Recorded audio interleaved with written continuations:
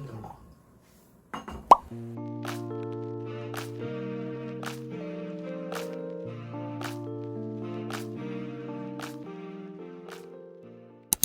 자, 시작을 했습니다. 포티파이드 와인 뭐 강화 와인이죠. 그대로 번역을 하면 강화 와인도 사실 주정 강화만 있는 게 아니라 두 개가 있어요. 그 향미를 강화할 수도 있고 주정 강화를 할 수도 있는데 보통 향미를 강화했다 그러면 뭐 와인에 향신료 같은 걸 넣어가지고 좀 추가로 만든 것들인데 지금 다루는 강화 와인이라고 하면 좀 도수 높은 술을 넣어가지고 주정을 강화했다. 그러니까 알코올을 강화했다는 뜻이겠죠. 그것만 다룰 겁니다. 이게 두 파트로 나눠지는데 오늘은 그 중에 이제 스페인의 쉐리에 대해서 다룰 거고 다음 시간에는 포르투갈산 강화 와인에 대해서 다룰 겁니다. 그래서 이 강화 와인이 이제 왜 탄생을 했느냐?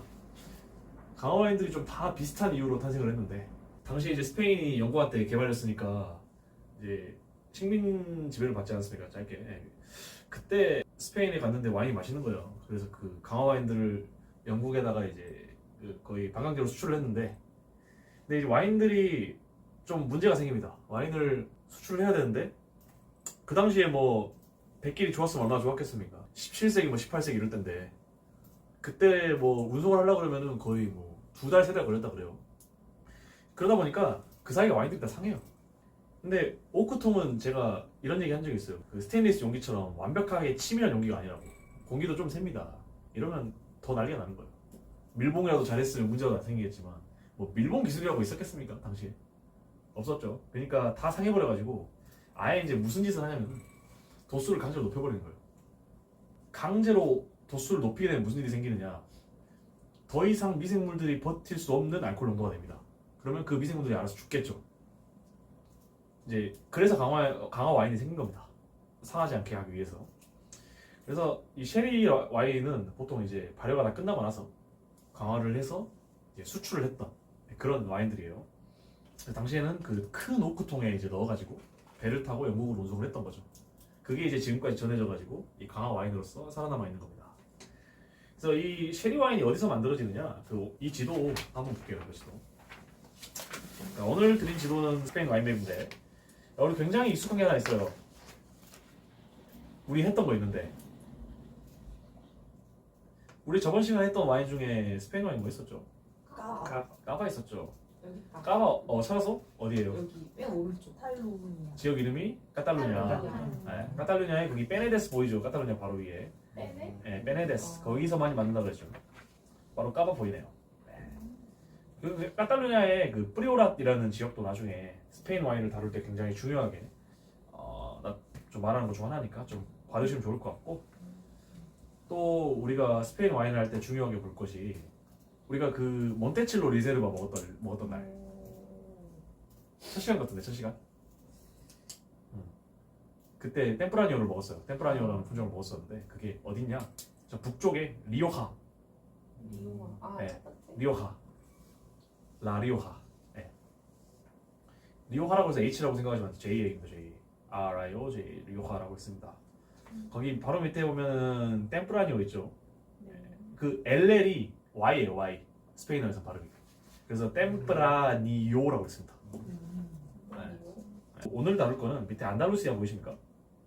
이 안달루시아가 또 그 올리브유 산지로 되게 유명한데 밑에 남쪽에 안달루시아 이 대서양에 바로 인접해 있는 안달루시아 거기 밑에 쉐리 보이죠? 네. 쉐리의 산지는 이 안달루시아가 되겠습니다. 자 다시 이 자료로 돌아와서 이 안달루시아를 좀 확대한 지도인데 얘는 이 여기 빨간색 리전에서 이제 많이 쉐리를 만들어요. 이 중에서 가장 많이 만드는 데는 이 헤레즈입니다. JEREZ 혹은 XEREZ 이렇게 쓰는데 이거를 헤레스, 쉐레즈 이렇게 읽어요. 스페인 지역에 따라서 X 또는 J를 이제 쉐 이렇게 많이 읽어요. 그래서 이제 헤레스라고 뭐 쉐레즈 이런 식으로 읽던 게 이제 영국으로 넘어가면서 쉐리라고 발음이 되면서 이 쉐리라는 이름이 나온 거죠. 이 지명에서 유래한 이름이었다. 이 쉐리도 이제 우리 뭐 DOCG 이런 것처럼 DO로 이제 구분이 되어 있습니다. 이게 그 DO라고 하는 게 이제 스페인의 이제 PDO인데 이 이제 쉐리 같은 경우에는 최소 2년 이상 숙성돼야 된다는 그런 조건이 있습니다. 근데 그 중에서도 이제 고급 쉐리들에 붙이는 이름이 오른쪽 아래에 그런 마크들 보이죠? 이런 걸 붙여주는데 VOS, VORS 이런 게 있어요. 그래서 이것들은 각각 20년, 30년 이상 평균 20, 30 숙성되었다는 것을 이제 보장을 합니다. 그래서 쉐리를 보면은 이제 왼쪽 아래 마크 이게 다 붙어 있어요. 이게 쉐리의 브랜드 마크예요. 밑에 DO 표기도 보이네요. 데노미나시온 데 오리겐 이렇게 이게 DO 표기입니다. 그래서 저 마크를 보고 이건 쉐리 정품이네 이렇게 판단하실 수 있으면 되겠습니다. 다음 장. 자, 그래서 품종은 무엇을 쓰느냐라고 나와 있는데 사진의 왼쪽이 팔로미노고요. 오른쪽 두 개 사진이 페드로 히메네스입니다. DX라고 하죠. 이 팔로미노 품종이 이제 쉐리를 생산하는 지역에서 거의 90%를 차지해요. 네. 그러니까 웬만한 쉐리 이름이다? 그러면 다 팔로미노 쓴다. 이렇게 알고 계시면 될 것 같아요. 뭐 보시다시피 화이트 품종이죠. 청포도입니다. 이 오른쪽도 그렇게 안 보이지만 청포도예요. 우리 모스카토는 모스카토랑 똑같거든요. 모스카토 무슨 품종이었어요? 모스카토를 좀 특징을 얘기하자면 어떤 품종이었죠? 아로마틱한 청포도 품종이었죠. 우리 모스카토 다스티 그리고 아스티 스푸만테도 먹어봤습니다 우리가. 네. 네, 그래서 이 팔로미노랑 PX는 쓰는 방법이 굉장히 차이가 있는데 이 팔로미노는 일반적인 화이트 와인을 만들듯이 써요. 이 강화를 하기 전까지는. 근데 PX는 보면은 어떤 상태예요 이게 지금 사진을 보시면 완전 쭈글쭈글해졌죠. 완전 비쩍 말라가지고 아예 일부러 말려요. 그 땡볕 밑에서 아예 대놓고 이러면 거의 뭐 건포도를 떠나서 약간 익은 포도 수준까지 되지 않을까요? 굉장히 농축을 많이 시킨다. 네. 당도 제가 몇이라고 써놨죠? 210g per 리터인데 자 우리 스위트 와인의 기준이 몇 g per 리터였는지 혹시 기억나십니까? 콜라 50. 50에서 50? 그러니까 그게 50에서 120? 그게 몇이었지 그게? 콜라 110이었는데 콜라가 110 정도였지. 그게 뭐 기준이었지? 미디움 스위트의 기준이었죠. 그럼 그 이상이면 120? 150? 그게 스위트겠지. 120 이상? 150 이상이었나? 120 이상이야 120 이상. 걔는 뭐냐? 210은 뭐냐? 210은 진짜 어마어마하게 단 거예요. 우리 소떼른이 한 180 정도였는데 매우 달았어요 그것도. 210g 이상이었으니까 보통은 300 정도예요. 300 정도. 300에서 400 정도 사이. 네. 그러니까 이거는 거의 시럽이야. 2배 희석해서 마셔도 스위트 와인. 엄청나게 단 거예요. 모스카텔 160 이상 이것도 매우 답니다. 그래서 진짜 어마어마하게 단 와인을 만드는 품종이다. 되게 특이하죠. 자 그러면 우리가 강화 와인을 만든다고 그랬잖아요. 이 강화 와인을 어떻게 만드느냐? 도수가 높은 알코올을 자연스럽게 만들려면 증류를 해야겠죠. 뭐 증류는 우리가 얘기 많이 했으니까 그 메커니즘에 대해서는 좀 생략을 하도록 할게요. 근데 이제 규정은 있어요. 오직 포도즙만을 증류를 해야 됩니다. 주정은 도수 95%까지 증류되어 대부분의 향을 잃고 95%까지 높이면 당연히 대부분의 향이 날아간다. 그래서 와인의 향을 크게 변화시키진 않는데 이제 좌우지간 좀 포도 외에 다른 향이 섞이면 좀 그러니까 보드카도 미약하게나마 좀 향이 있거든요. 그래서 그런 걸 좀 막기 위해서 포도를 쓰는 것이다. 특히 이제 위에 그 단식 증류를 하는 경우에는 더 그런 향이 남아있을 가능성이 높겠죠. 에이징 타입을 보시면 숙성이 두 가지 방식이 있죠. 바이올로지컬 에이징, 케미컬 에이징. 그러니까 생물학적 숙성, 화학적 숙성 이렇게 두 가지가 있어요. 자 이게 무엇이냐? 이 생물학적 숙성이라고 하는 게 그 오른쪽 사진인데 위에 뭐가 보여요? 오 이게 효모인 걸 알았어 이걸? 오. 그렇지. 그러니까 샴페인은 병 안에서 이런 게 일어나고 있는 거지. 네. 이건 오크통에서 이런 게 일어나고 있죠. 자 이게 이 효모가 이제 플로르라고 해요. 플로르. 얘네가 공기를 막고 있죠. 와인이 직접 공기랑 접촉하지 않네. 대신에 효모가 산소를 먹어버리겠죠. 먼저 지들이 소비하고 그것에 의한 숙성이 일어나고. 네. 그리고 이게 강화 와인이잖아요. 도수가 낮지 않아요. 얘네가 썩 편하게 살 수는 없는 상태야. 그니까 위에 뜨죠. 얘네가 와인 안에서 살만한 도수였다? 그러면 안에 가라앉아 있겠죠. 근데 쉽지 않으니까 최대한 알코올이 좀 덜 있고 공기가 많은 곳으로 올라오려고 이렇게 뜨는 겁니다. 그래서 그 아슬아슬한 도수로 강화를 하는 게 포인트로 갈 수 있어요. 이 생물학적 숙성. 자, 만약에 여기다가 저 95%짜리 주정을 확 넣어버리면 어떻게 될까요? 친구가 다 죽어버려요. 다 죽어버리겠죠. 그럼 저 플로르가 없어져요? 박살이 나겠죠. 완전히 죽어버리니까. 자, 그러면 굉장히 산소를 많이 접촉하겠다라고 알 수 있겠죠. 그러면 이게 화학적 숙성이 되겠습니다. 네, 이렇게 나눠지는 겁니다.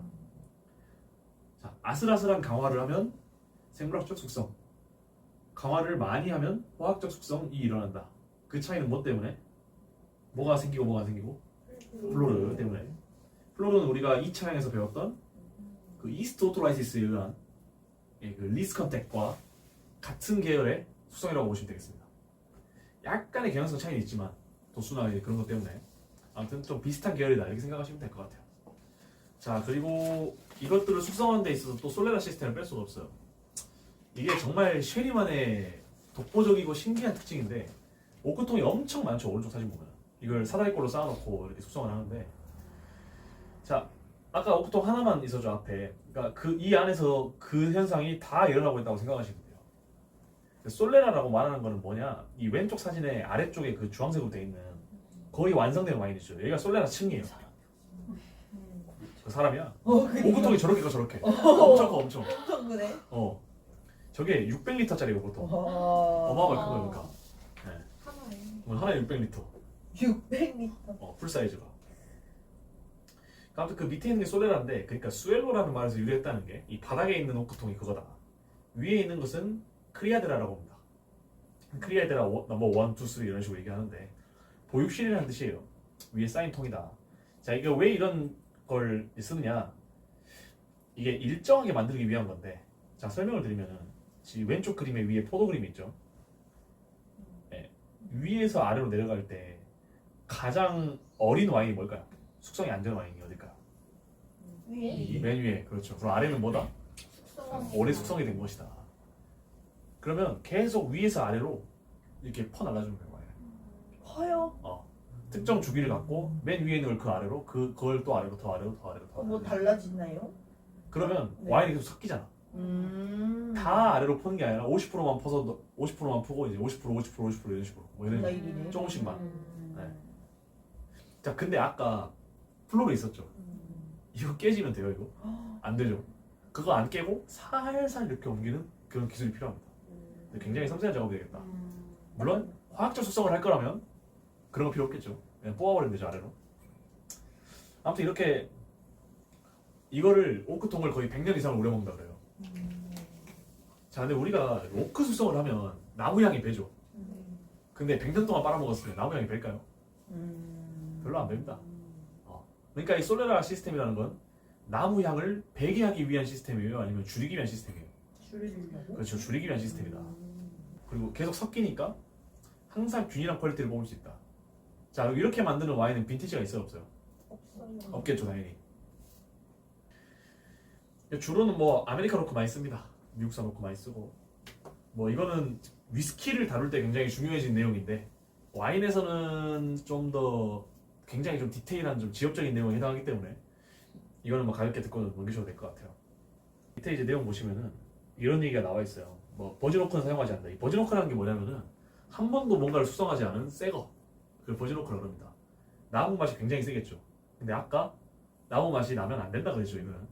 그래서 일단 10년은 다른 와인 숙성시킨 다음에 쓴 다음에 최소, 그 다음에 이제 제사용만 쓴다. 그러니까 다른 와인 만들 때 이제 이거를 팔았다가 제사용 오크통을 다시 이제 중고로 사가지고 들여오는 거겠죠, 다. 뭐 100년까지 쓰기도 한다 이렇게 나와 있고요. 그리고 당연히 오크가 이 스타브라 그래서 이 판자를 이렇게 세워가지고 사다리꼴로 만들어서 이렇게 세워서 이 쇠로 묶어놓은 거예요. 붙인 게 아니라, 글루건 같은 거 붙인 게 아니에요. 그러니까 공기가 많이 새요. 그래서 연간 3%에서 5%가 날아간다. 이래서 오래 숙성하는 게 비싸요. 마지막 5페이지 보겠습니다. 이게 사실 가장 어찌 보면 오늘 내용 중에 중요한 건데, 이 쉘이라는 와인의 역사가 좀 길고 너무 스타일이 다양하다 보니까 우리가 뭐가 뭔지를 알고 먹어야 돼요. 다 같은 쉘이라고 마셨다가는 그 맛이 아닌데 할 수가 있어요. 자, 아까 세 가지 품종 뭐였죠? PX 네, PX. 우리 마셔봤던 뭐 모스카가 모스카토 그리고 팔로 팔로미노가 제일 중요하다고 그랬죠. 이제 90%가 팔로미노, 9%가 PX, 나머지 1%가 기타 등등이에요. 모스카토 말고 다른 걸 쓸 수도 있어요, 물론. 대부분은 팔로미노와 PX라고 생각하시면 되는데 여기 제가 이름 나열했던 거 보시면은 대놓고 페드로 히메네즈랑 이 모스카테를 언급해 놓은 게 있죠. 보이시죠? 이것 빼고 나머지는 거의 무슨 품종으로 만들었을 것이다. 팔로미노다. 이렇게 아시면 됩니다. 자, 분류해놨어요. 드라이, 스위트, 블렌디드. 블렌디드는 섞은 거예요. 네, 섞어서 이제 약간 드링크업을 하게 만든 거고, 스위트 두 개밖에 없죠. 품종 이름이 나와 있어요. 대놓고 모스카텔, 페드로 히메네즈 두 개 스위트. 나머지는 다 드라이 스타일이었다. 아까 앞에서 말했던 생물학적 숙성이냐 화학적 숙성이냐에 따라서 이 스타일이 구분이 되는데, 자 먼저 만사니아하고 피노, ILL 이거 야라고 읽는다 그랬죠. ILLA 야죠 야. 네, 만사니아라고 했습니다. 둘 다 큰 골자는 비슷합니다. 강화를 15도 정도 한다. 15도면 거의 강화를 안 한 거예요. 뭐 일반적으로 미디엄이 한 12도 정도 되는 거니까 12.5도 정도 되기 때문에 거기서 정말 적당히 조금 강화했다. 네. 그러면 아까 플로르가 살아있다 그랬죠. 그 상태에서 생물학적 숙성을 2년 이상 진행해서 만든 게 피노 혹은 만사니아인데, 여기서 좀 약간 플로르의 구성이 달라져서 기후 때문에 좀 약간 짭조름한 그런 향들, 네. 미네랄릭한 네. 그런 맛들의 향이 좀 많이 나는 게 이 만사니아라고 하시면 되겠습니다. 두 개는 비슷하다. 이 양조장에서 오크통에 여러 가지 와인들을 다 넣어놓겠죠. 와인을 재배를 해가지고 싹 다 넣어놓는데 그게 당장은 어떻게 될지 몰라요. 근데 만들자마자 테이스팅을 해봅니다. 이 테이스팅을 했는데 좀 맛이 섬세하고 여리여리해요. 이런 것들은 이렇게 표시를 해놔요. 찍 밑에 보이죠? 아래 찍 하나. 이러면 보통 피노를 만들려고 노력을 해요. 혹은 산루카에서 만사니아를 만들려고 노력을 하겠죠. 네. 자 근데 네. 이게 좀 무거워지거나 숙성을 해보니까 피노로는 못 만들 것 같아. 그 정도 섬세하진 않아. 이러면은 거기서 강화를 더 합니다. 생물학적 숙성을 하다가 강화를 더하면 무슨 일이 생길까요? 그러겠지. 피노 그 플로르가 깨져버리죠. 그래서 도중에 플로르를 깨버린 거, 이게 아몬티아도라고 합니다. 신기한 게 얘는 진짜 아몬드 향이 나더라고. 같은 건지 모르겠는데 어머니. 네. 아몬티아도라고 하고요 이거를. 그래서 한 2%를 더 강화해가지고 산화 숙성을 더한 생물학적 숙성 플러스 산화 숙성을 이렇게 순서대로 일으킨 게 아몬티아도. 네. 자 근데 애초에 와인을 딱 만들었는데 이게 맛이 무거울 수가 있겠죠. 섬세하지 않고 굉장히 헤비하고 파워풀한 그런 와인이 만들어졌을 경우 처음부터 강화를 왕창 해요. 19도 정도까지 이제 강화, 20도까지 하기도 하고요. 이게 올로로소랍니다. 올로로소. 그러니까 처음부터 산화 숙성 자체를 노려버린 거예요. 와인을 산화를 시킵니다. 일부러 공기를 많이 접촉을 시켜가지고 플로르가 없으니까 많이 접촉이 되겠죠. 이게 올로로소. 자 근데 플로르를 숙성을 시키고 싶었는데 이게 강화를 많이 한 것도 아니에요. 근데 플로르가 갑자기 사라져. 이게 또 맛이 괜찮아. 그게 팔로코르타도. 우리가 잘 보긴 힘들어요 얘는. 팔로코르타도는 그렇게 만든다. 그래서 팔로코르타도가 될 와인은 우리가 피노를 만들기 위해서 이 하나 찌끄러진 오크통에서 숙성을 시키고 있었어요. 근데 어느 날 테이스팅을 하거나 관찰을 해봤는데 갑자기 플로르가 죽어있어. 그러면은 X자 표시를 하게 되지. 거기서 살아남은 애들이 팔로코르타도가 되는 거고, 와인이 맛이 가버렸다? 만약에 와인이 딱 테이스팅했는데 마탱이 갔어요. 그러면은 바로 세계 끝입니다. 중요해야겠다. 처음부터 망했다. 그러면 세계를 꺼요. 이런 식으로 오크통에 표기를 해가지고 구분을 하는 거죠. 자 지금까지 말했던 이 네 가지, 5가지 이 스타일은 어떤 품종으로 만든다? 팔로미노. 네, 팔로미노 품종으로 만듭니다. 자, 그 아래 모스카텔, 페드로 히메네즈 대놓고 나와있죠. 품종 이름이. 이건 아까 앞에 나왔던 것처럼 쭈글쭈글할 때까지 건조를 시켜요. 버진 건포도로 만들어가지고 완전 달게 만드는 초 스위트의 쌉 스위트 쉘이다. 네. 진짜 이 정도면 퍼냈지 당을. 시럽에 가깝게 달다. 이렇게 하시면 되겠고. 자 근데 이게 너무 다니까 못 먹어요. 그냥 먹기가 너무 힘들어. 이게 너무 달아가지고. 이제 그래서 드라이랑 섞습니다. 자 이때 많이 섞는 게 PX예요. PX랑 피노를 섞으면 자 피노가 위에 보시면 색깔이 좀 얇잖아요. 아몬띠아도 올로로소로 갈수록 색깔이 진해지죠. 자 왜냐 피노 아몬띠아도 올로로소 중에 가장 생물학적 숙성 위주로 한 게 뭐다? 피노? 피노. 화학적 숙성 위주로 한 건 올로로소. 올로로소. 그 중간에 아몬띠아도였죠. 자 화학적 숙성을 하면 색깔이 까매져요? 까매지네. 그쵸. 산화되면서 색깔이 까매집니다. 그리고 오크를 빨아먹은 것도 조금은 있어요. 물론 오크의 영향이 적지만 산화되면 색깔이 진해지는구나를 알 수 있어요. 우리는 여기서. 자 근데 여기서 피노 다수에 PX 조금 섞으면 색깔이 어떻게 될까요? 어떨 것 같아 색깔이? 피노 많이에 PX 조금 넣으면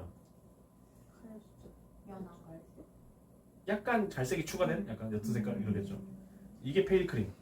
이 크림이라고 크림이라는 말을 붙이는 거는 PX를 섞어서 달달해졌다는 뜻이에요. 이 페일 크림은 피노를 넣었고 미디엄은 아몬띠아도 중간이었잖아요. 아몬띠아도를 넣었고 그냥 크림은 올로로소랑 섞었다. 이렇게 만드는 거예요. 이 쉐리는 보통 한 화이트 와인 일반적인 그런 온도에서 더 차갑게 먹으면 좋아요.